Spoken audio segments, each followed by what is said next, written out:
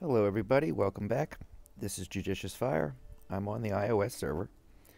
Going to be continuing my series on all of the heroes in Castle Clash.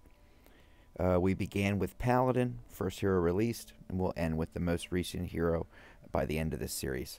We're using the Hero Compendium, located at the blue tab at the bottom of the screen. Choose the pink and yellow book, and you have every hero in the game by order of release. We started at the beginning. We have moved our way at the end of the last one to Trixie Treat. We are now on part 5 of the series, and we are beginning with Revenant. Let's take a look at the heroes that we'll be examining today. We're going to start with Revenant, Lil Nick, Michael, Heartbreaker, Anubis, Ronin, Gunslinger, Rockno, Mechtessa, and Skeletica. Okay, let's begin with Revenant.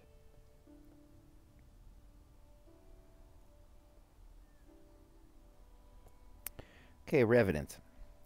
Revenant is a hero that's very low in the survivability area. He's not a hero I would recommend using. He's not a priority hero by any means. He puts out a stun.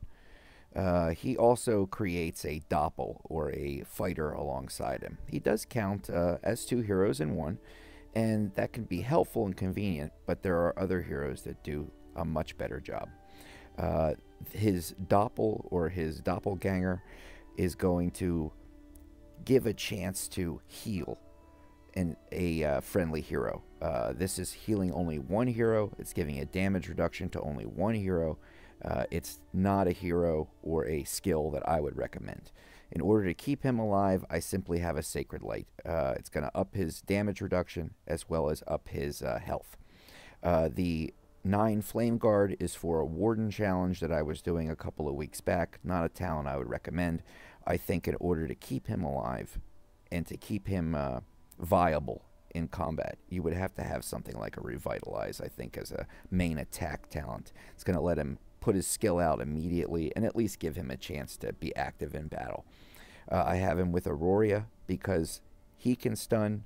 Aurora can stun if he is attacked. The two work very well with one another. For Cress, I have a Survival. It's going to give him a little damage mitigation as well as give him the chance to heal himself. Again, Doppel, his sidekick, is only going to heal one hero on the team, the one with the lowest health at the time. That's not necessarily Revenant. I have a Burning Plate on him. This is for the Warden challenge a ways back. I would recommend something along the lines of a Vital Lunge, an Energy Sap, maybe even an Unbridled Fury, because it will up his attack speed while at the same time giving him a chance to stun. I have Dodge, Accuracy, and some health. Trying to keep him alive, keep him out of danger. At Breakthrough 20, he's coming in at about 30,000 damage. It's Breakthrough 21 at about 30,000 damage. And we're looking at about 800 and some thousand health. Accuracy of 3,000, a dodge of 3,600, and basically that's where I put my traits. Let him hit, let him stay out of danger. Here's his skin. He takes on a very, very different form than his original form once the skin goes on. Here he is without his skin. Here he is with his skin. It's like the frog, the frog that got kissed and turned into a prince. Okay, so now he has this. You can see his attribute enhancements. Nice attack bonus. Pretty good accuracy and dodge bonus as well. Again, not a priority hero by any means. Let's move on to Lil Nick.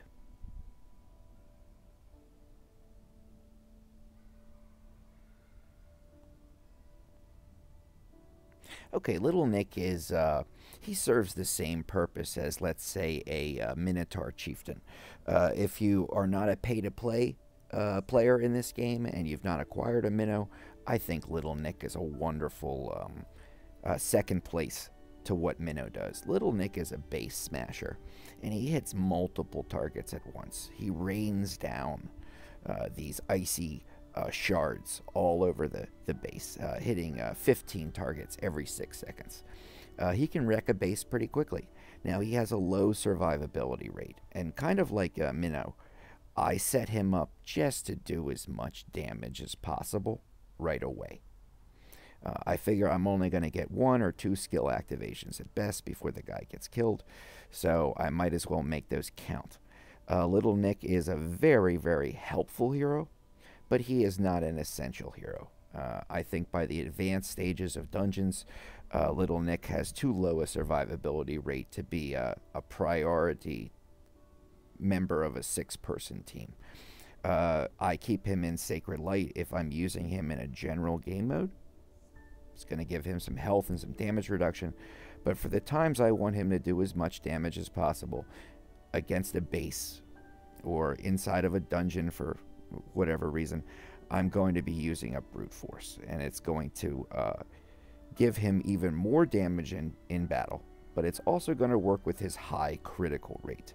So he does major damage to a base, to a board, high crit rate. I give him a Doom Balloon in order to increase the base damage that's being done. I give him an Unholy Pact to up his attack. Get as much damage out of him as possible. A Victory Lunge, again, more damage, a little damage reflect, and a heck of a lot of crit. I give this guy the ability to crit all the time, every time. He is coming in at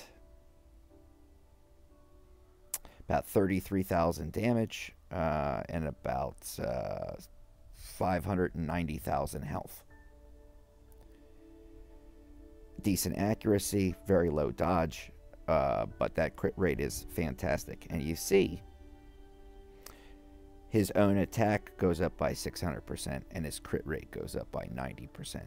So that crit is only increased through that process of skill activation. Again, not a priority hero, but certainly a hero that can be very, very helpful. One of the earlier skins in the game, they decided to turn Lil Nick, the Santa version, into someone having a fiesta of some kind.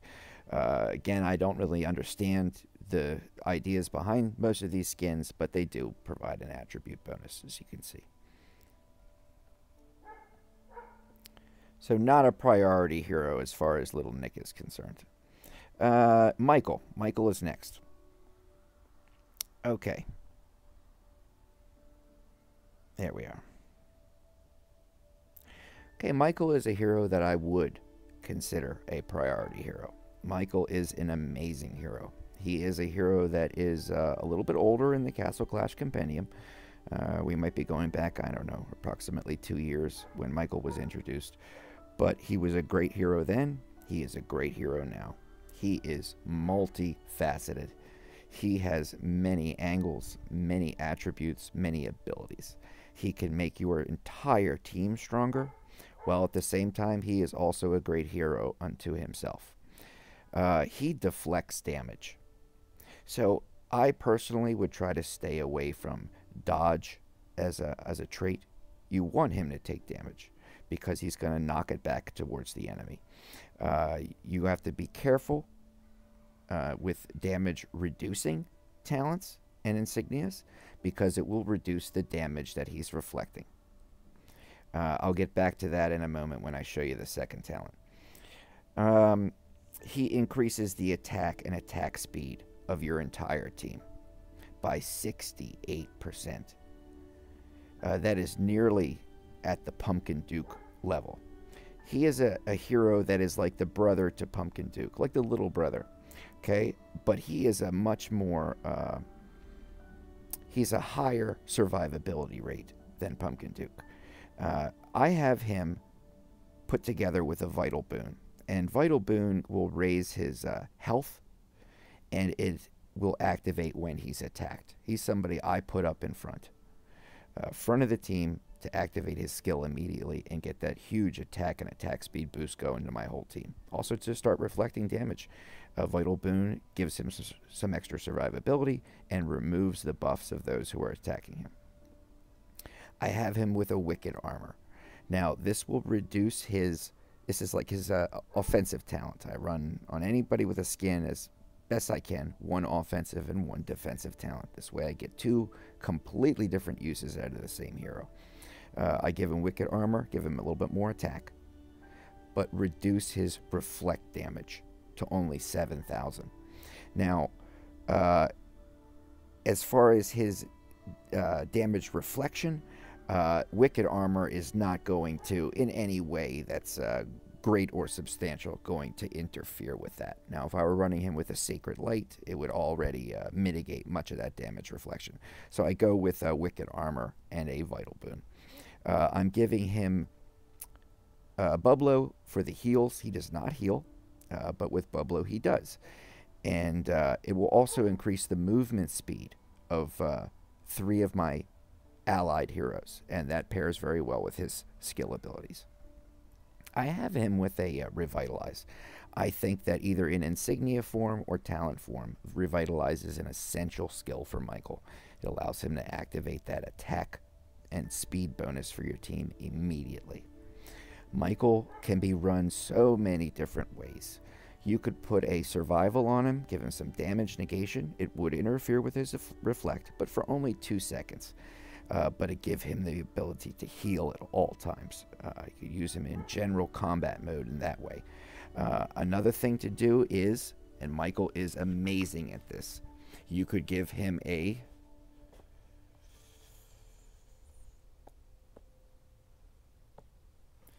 Empower.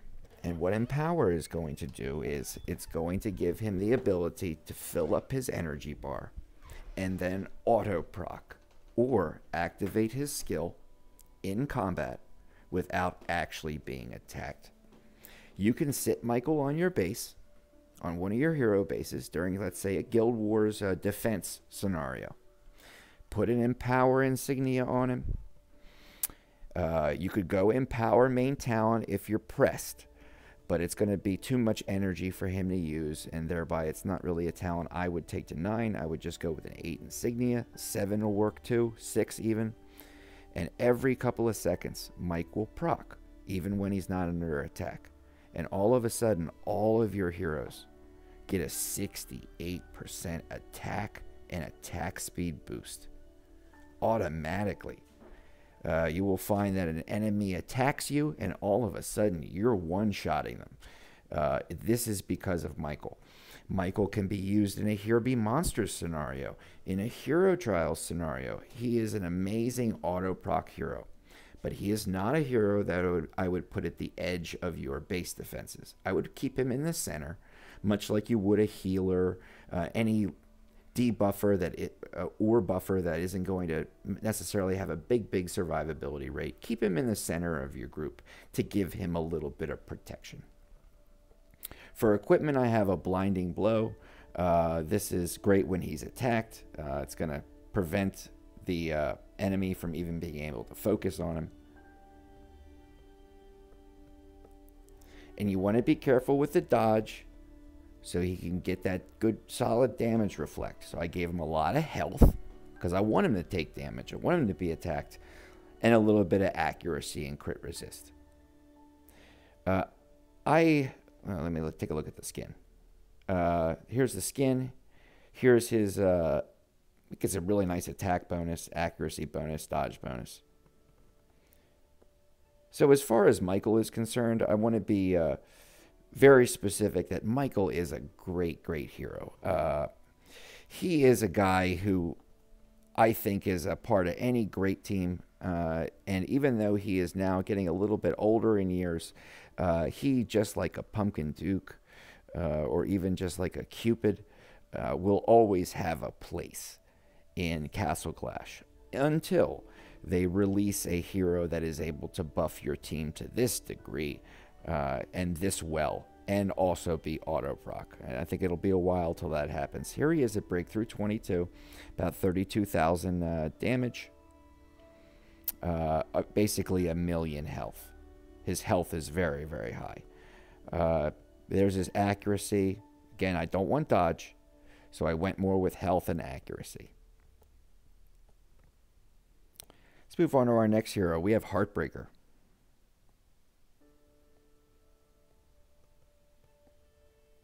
Okay, Heartbreaker is one of those multifaceted heroes. She is a terrific hero. She is very much, I would say, kind of like the sister to Grimfiend. She's a very self-sufficient hero. She's going to debuff the enemy, in this case, reduce their attack dramatically. She's going to allow herself to heal. She's a self-healer, just like Grimfiend is. She's a hero that you can put out there in front and not worry too much. She's going to constantly restore her health. She's going to get a big critical rate bonus and land these amazing crit hits in battle. She is a hero that can up your scores in damage cap modes. She has a very high attack speed, one of the highest in the game. And beyond that, I don't see her being a viable hero in today's game. I tend to see her getting killed very, very quickly. I would not call her a priority hero. She's not a hero that will help your entire team. She's a hero that's very unto herself. And that's not good in a teamwork-based game. I go with the Sacred Light to keep her alive. Back from a Warden challenge a little while ago, I put an Oracle's Favor on her. I have kept it since. It gives her the chance to do a little bit of produce some extra hits under the proper circumstances. Mostly it's the Sacred Light.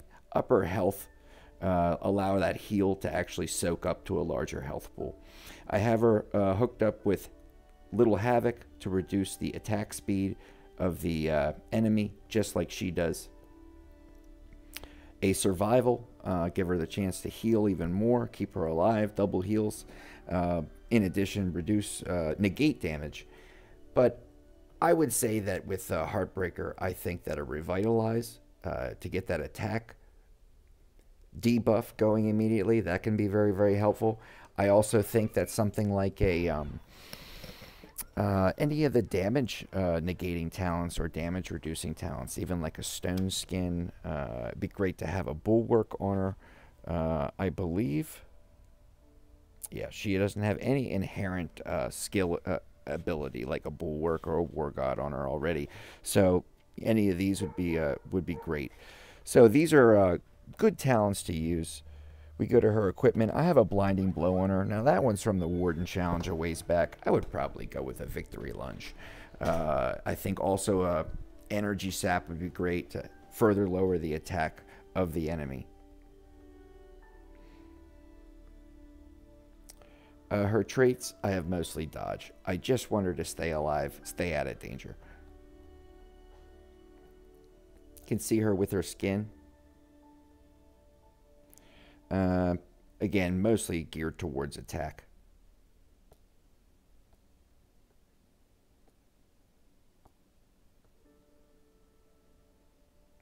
About 30,000 damage. About 650,000 health. Real high accuracy, tremendous dodge.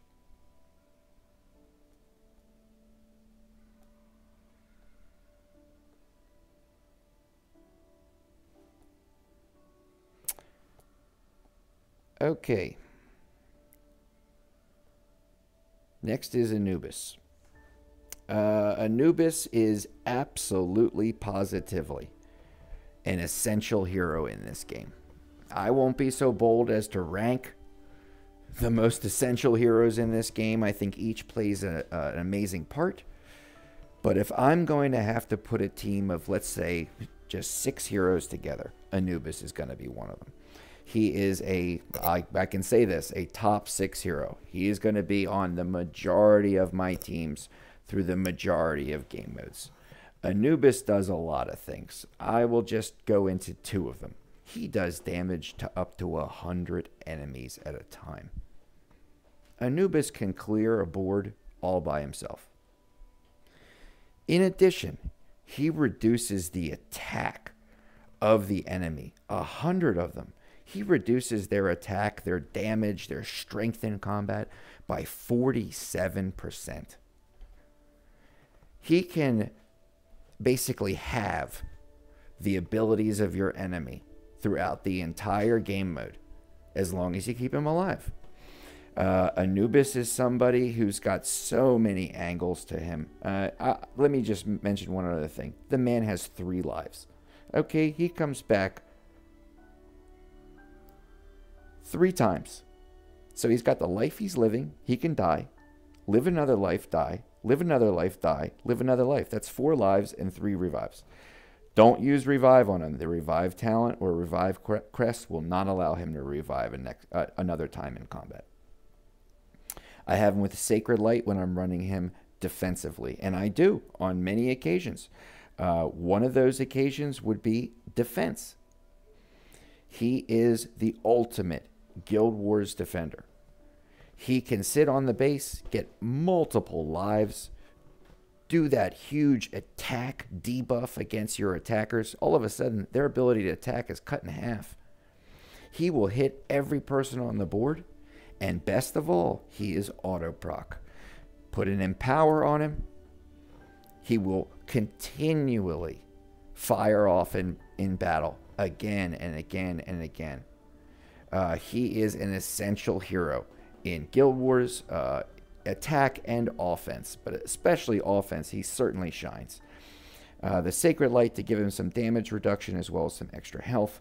Wicked Armor, I find that it cuts down on the reflect damage, allows him to do a ton of damage against the enemy offensively. Both of these talents are great for him. He can be run many different ways. I don't think that he's a hero that necessarily has one build. It depends on what kind of Anubis you want.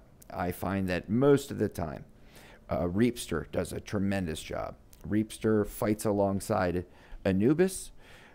If he fights alongside any hero, if that hero dies. Now all of a sudden you get an extra helper in combat. Well, Anubis dies 3 times. Thereby, Reapster will constantly be generating that extra helper in combat. It is a way to get the most benefit out of Reapster. I have him with an Empower. A lot of the time, most of the time, I'm running him with that. He's on my base for defense. I might be using him in Infernal Summit 4. I might be using him in Lava Isle 4. All the time, he'll be proccing or activating his skill because of that. I've got him with a Victory Lunge for the reflect and extra damage. And I really like this build. It gives him a little bit of higher dodge rate and a little bit of extra health and a little bit of accuracy. I think that this is something that I don't typically do with traits. I tend to lean one way or the other, but I think that this setup has worked very, very well with Anubis. I go to Anubis. Here is his skin. You can see a big health boost and pretty substantial attack, accuracy, and dodge boost.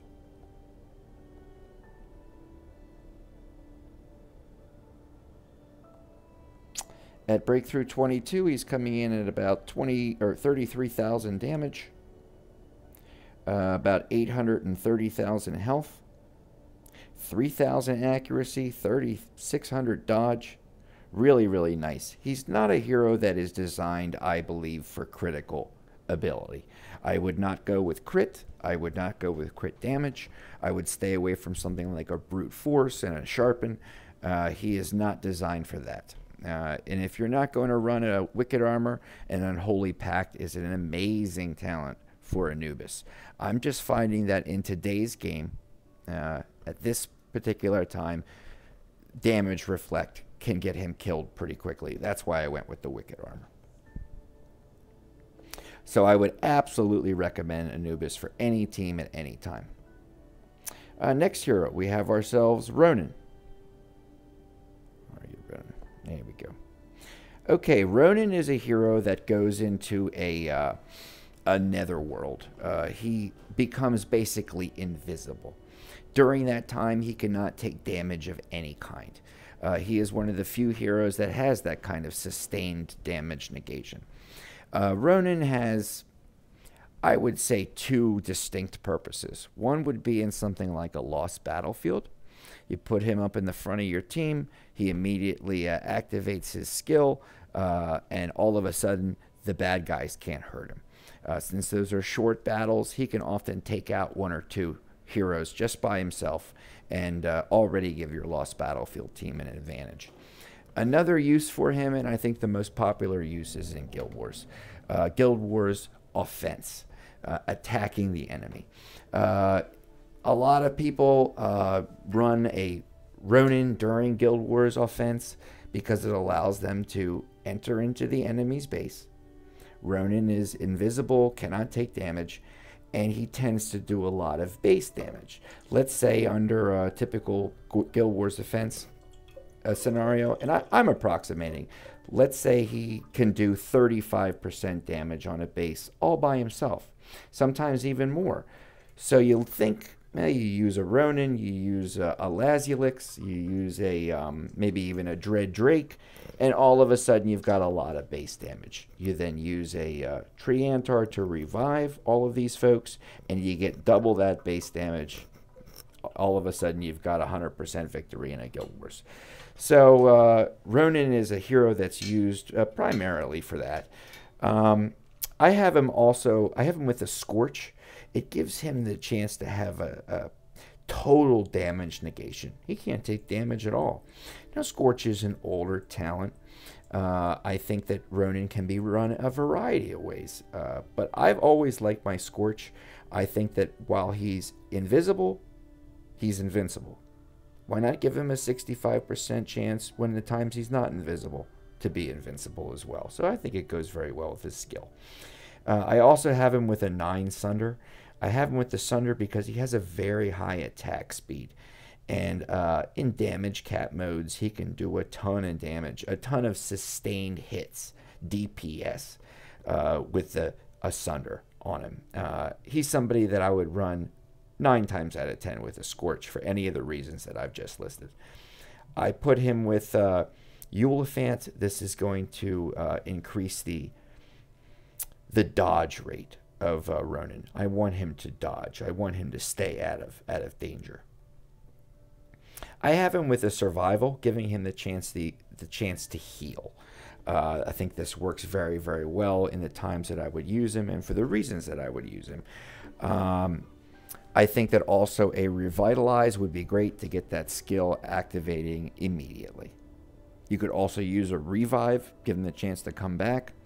So different ways to run a Ronin. I have him with an Energy Sap to reduce the attack of the enemy. And mostly all dodge. I would say the dodge build is probably the most popular for many reasons, and they're all sensible. Keep Ronin from getting hit. You can see his skin effects. Real nice crit damage. Ronin, his skill gives him an extra critical damage in combat. I find that on today's heroes that doesn't really do much, so it's best just to keep him alive. Here he is at breakthrough 21. We're about 32,000 damage and about 700,000 health. You can see his accuracy, but that dodge almost at 5,000. Ronin is a hero that makes certain game modes easier and certainly more accessible for players.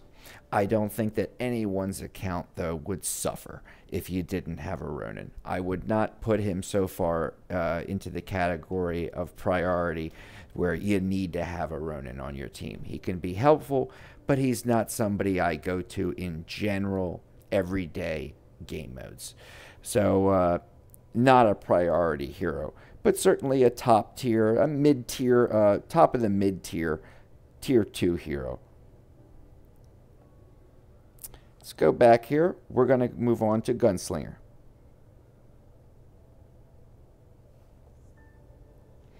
Okay. Gunslinger is an essential hero. Gunslinger is an amazing hero. Gunslinger serves as... Let's take a look here. I'll be right about this. Serves as, I believe, 4 heroes in one, approximately. She puts out little helicopters. Those helicopters have a natural scatter. They're going to immediately take away the energy of the enemy. Each one of those little copters serves as another hero in combat. So Gunslinger is an essential hero for game modes where you want a lot of hits in battle. She is used on so many boss battle teams, goblin teams, archdemon teams, Ember Army teams, Warden Challenge teams. She is a great, great hero. And in fact, I believe is ranked number 1 currently in the game of Castle Clash as having the highest DPS, or damage per second. She's got a high attack speed herself, and all of her little copters very quickly attack the enemy together. So number 1 hero in terms of hits per second or ability to continually attack in combat. I have her.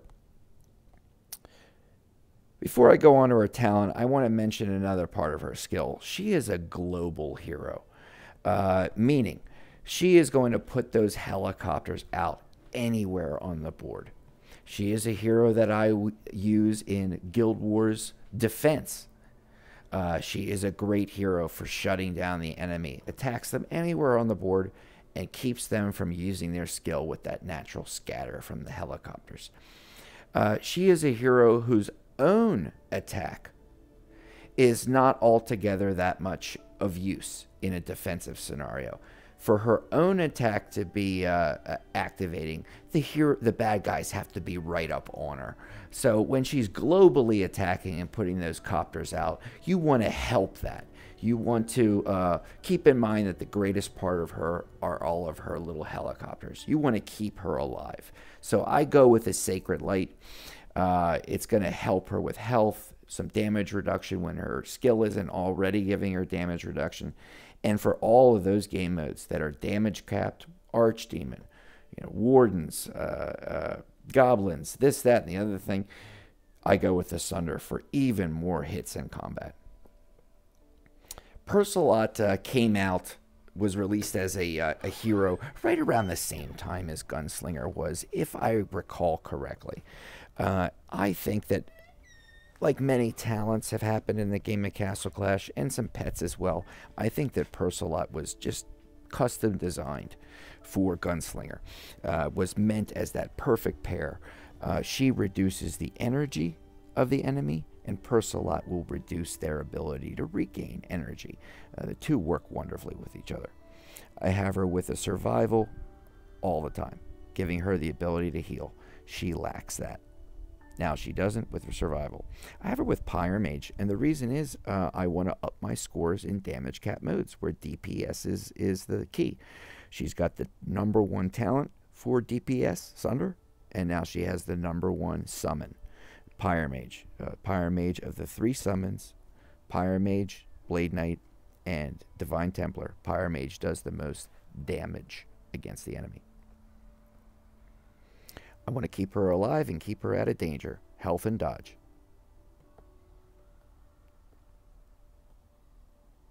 Here's her skin. A little bit of attack, a little bit of health. Here she is at Breakthrough 22. Doing about 32,000 damage. About 780,000 health. Can see her high accuracy, her high dodge. Gunslinger is an essential hero in this game, an amazing hero. Gunslinger also she generates energy so quickly that she is nearly at the level of an auto proc hero. Meaning, if you put an Empower on her, she will not be using that to its fullest effect. You want to stay away from that. She can auto proc or send out those copters pretty much all on her own. That's how great her energy regeneration rate is. So you want to stay away from Empower and just know that Gunslinger will always be putting out those helicopters all the time during a defensive scenario, during Infernal Summit, during Lava, without ever having to worry about using an Empower. She's great that way. She is on my Infernal Summit 4 team and my Lava 4 team. I use her in so many game modes. Just a tremendous hero. I'm so glad when they introduced her. Let's move on. We've got ourselves Rockno. Rockno is a non-essential hero. He's a decent hero. He's not somebody I would put your resources or time into. He does a great area of effect around him of damage. He heals himself. He reduces the energy of the enemy. There are heroes that do a better job and that have a greater survivability. So I wouldn't make him a priority investment. I have Sacred Light to keep him alive. This Flame Guard is from a Warden challenge. I would probably go with something like a Revitalize to give him some extra attack, allow him to activate his skill immediately. I think that also... Well, he has fast energy recovery. Just stop myself there. I would probably not go with Revitalize. I might go with something like even a Zealous Drive or a Stone Skin would be wonderful. A Bulwark, any of those kind of offensive-based talents. I have him with Draco. Draco's going to reduce the energy of the enemy, just like Rockno can. I have a Survival to give him double heals. He needs that in today's game. He is going to be able to heal himself, yes, but now Survival can give him a double heal opportunity.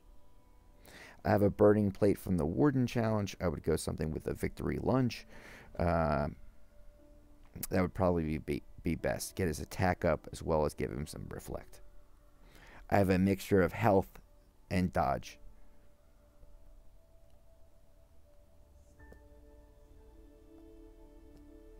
Here's his skin effects.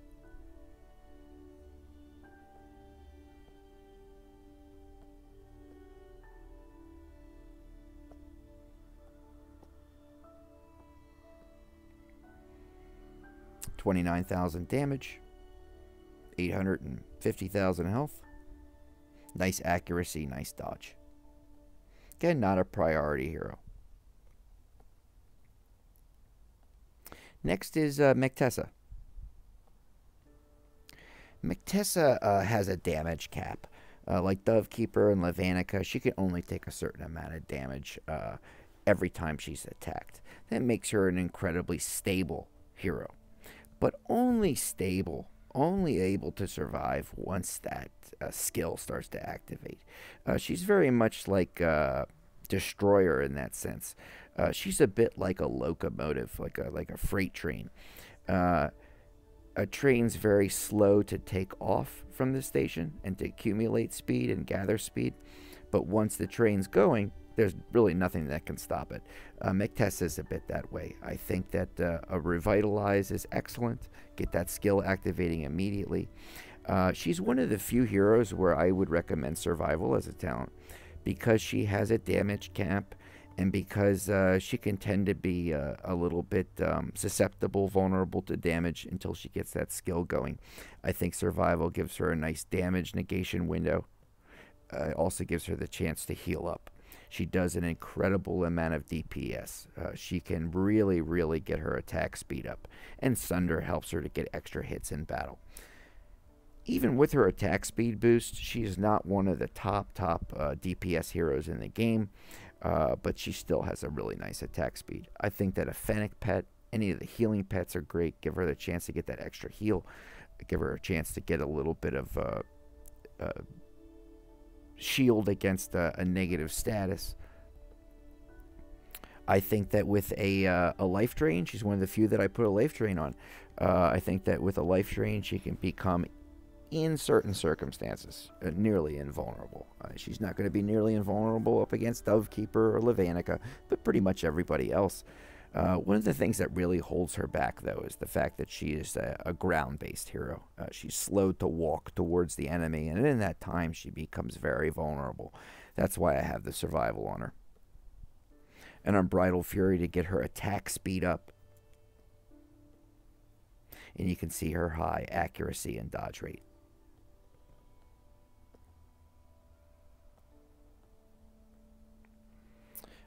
Breakthrough 21, she's almost at 30,000 damage, 730,000 health. Very high accuracy, very high dodge. skin effects. I have a level 1 on this. This is one of the few skins that I was, I don't know what, probably fell asleep the day that they offered that skin. But it came around a little bit ago in the festival, so I'm glad was able to pick up a little bit of it. Let's see here. So Mechtessa, I would not say is a priority hero by any means. She has just a very niche role in this game, and is not a general play hero by any means. We move on to our last hero of here, part 5 in the All the Heroes in Castle Clash series, and we have ourselves Skeletica. Skeletica is a purchased dragon. He is a dragon that is two dragons back now in the history of Castle Clash. I run him with a Sacred Light. That is to give him some extra health, give him a little bit of damage reduction. I have a Flame Guard only from a Warden challenge. I think a Zealous Drive would be fantastic. Get his range up, get his attack, as well as give him a little bit of a damage reduction. He has a really nice range. He can hit anywhere out there on the board. He also is able to auto-proc. He can, with an Empower, sit on your base and be a wonderful Guild Wars defender. He can be great in so many different game modes because of that. He does a fixed damage, certain amount of damage to an enemy and the area around that enemy.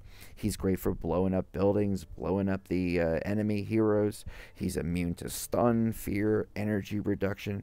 He's got an amazing fast recovery of energy speed. I think that's something like a survival, again, to help keep him alive, give him an extra heal. Burning Plates from the Warden, give him a Victory Lunge, give him a Energy Sap, give him any of those attack bonus enchantments. I run him with Dodge and a Crit Resist. Skelly is a hero that's very, very helpful. I would by no means call him to be an essential hero. I'm willing to say that he is a top 20 hero. Absolutely. Yes, he is. But he is not a go-to for my main team of 6. He is not a Gunslinger. He is not an Anubis. He's not a Levanica, not a Lazulix. He's none of these. He's not a hero that you need to necessarily chase after. When you have him, you'll value him, but he's not necessarily somebody that you need to go out of your way to get. I have him with, I believe it's Auroria, Celestin. Because Celestin removes the buffs or positive statuses or bonuses of the enemy. And Skeletica does that naturally with his skill. You can see his skin effects.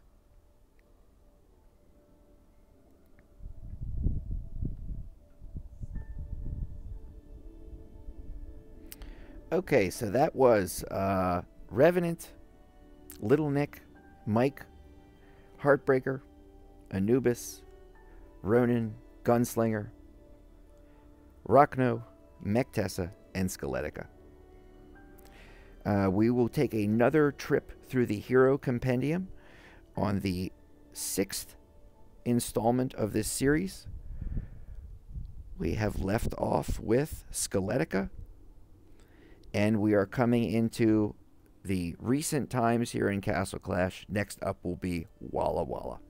Thanks for tuning in, and I will check you on the next installment of this series. All right, bye-bye.